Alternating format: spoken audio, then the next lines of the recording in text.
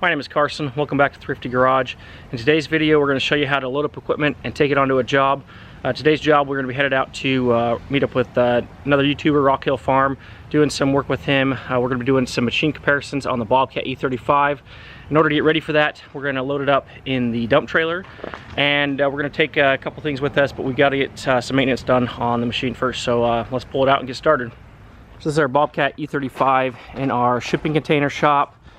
And first thing I do, or like to do, so before hooking up trailers or doing any other stuff, I always like to get in the machine and start it up, let it get warmed up.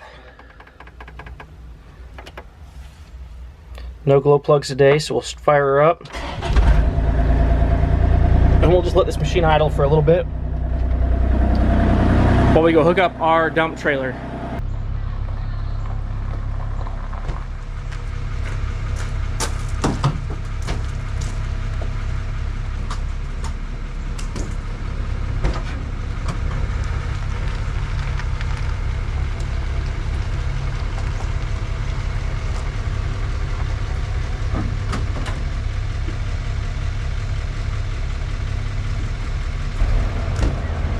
Okay, first try, got our ball lined up.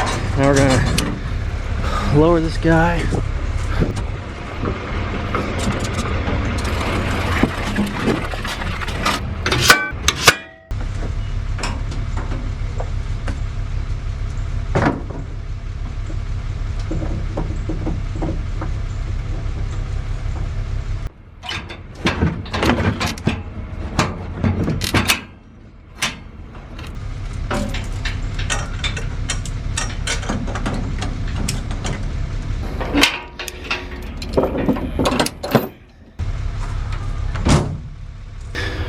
Always want to make sure our tires are inflated. These are brand new, less than a couple hundred miles on them.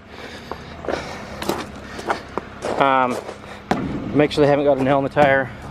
Every now and again we'll make sure we check it with a pressure gauge, but just visually checking them is a good idea. We upgraded these to 16 ply. I ordered them from Trailer Parts Unlimited. Pretty good deal on it, wheel and tire package, so that was pretty sweet. So next we got to get this trailer loaded up. We're going to be doing a review on this trailer with Brock's new Liberty trailer. So usually I would take the Diamond C equipment trailer, but today we're taking the dump trailer. We're also going to be picking up some of our rocks for testing reasons on the excavators. Okay, now we're going to pull this machine out and get some grease on it. So try to grease this machine about every 8 hours.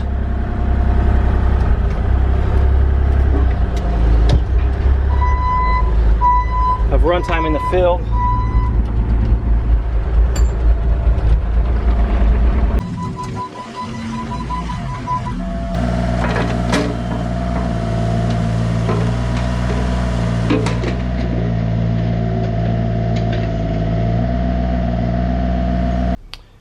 For our grease on the machine, we usually use a Molly grease. We usually pick it up in these packs on Amazon, pretty good price. Last time we got these Grease Co. heavy duty Molly. And I usually go through about a tube when I grease that. So grab our M18 grease gun and a rag, and let's get to it. I find it best to take off the bucket. There's kind of a lot of hidden grease streaks up front here.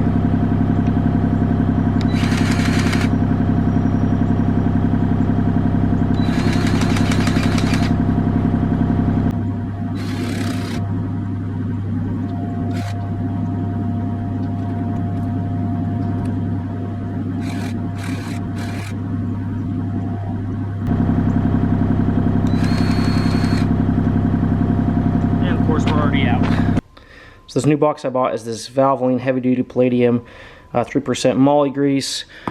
So let's pull out what we got in there and swap it out. And then I always just take this plunger and push out our old one. And then we gotta pull this back out again.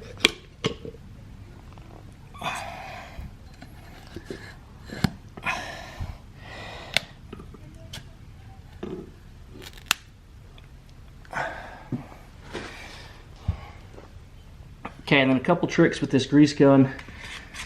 I like to thread it in part way and then start the process of pushing it in. Any air in the cylinder gets pushed out that way. Then we got this little pressure release button, so I will open that up. Usually we get a few air pockets out of there. I'm not seeing the air today though. Okay, that usually gets us all ready to go.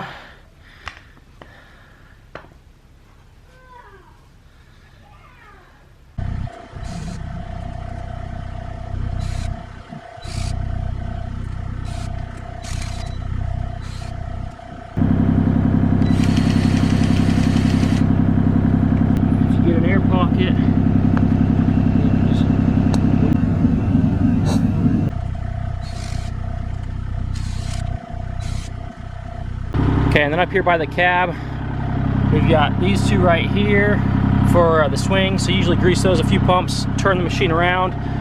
We've got one right there for the boom. We've got one right here for this front cylinder.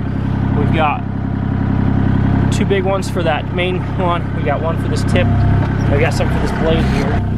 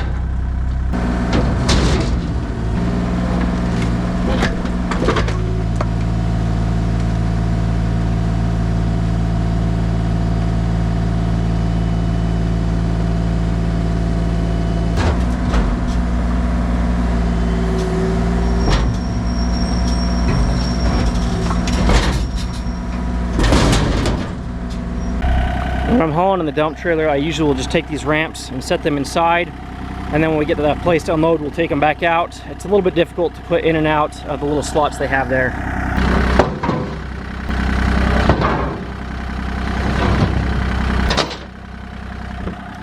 And then to chain this down, rather than putting a binder back here, usually I will leave the machine back here towards the end. I'll chain it up and then I'll drive it forward to pull the back chains tight, and then I only have to put chains on the front end.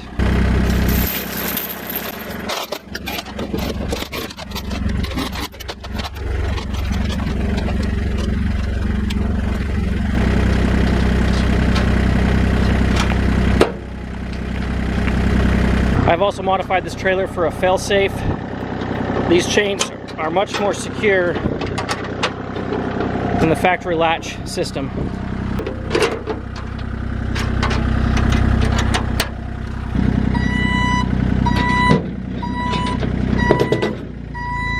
This way works very well for me.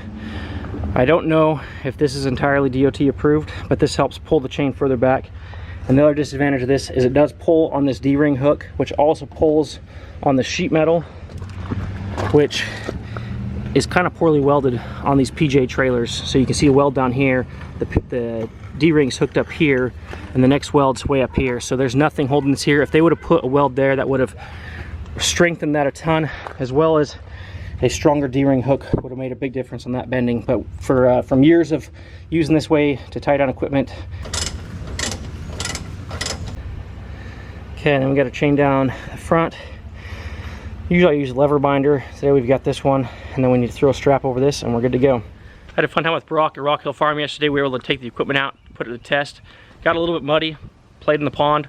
Overall had a good time, did some equipment reviews with him, taking a look at other excavators and putting them to the test. So fun video.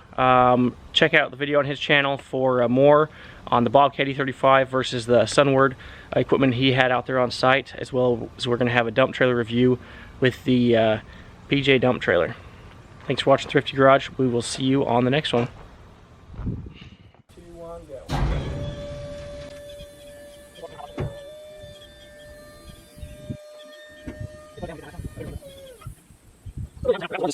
It's really an apples to oranges comparison on the power down versus the gravity down.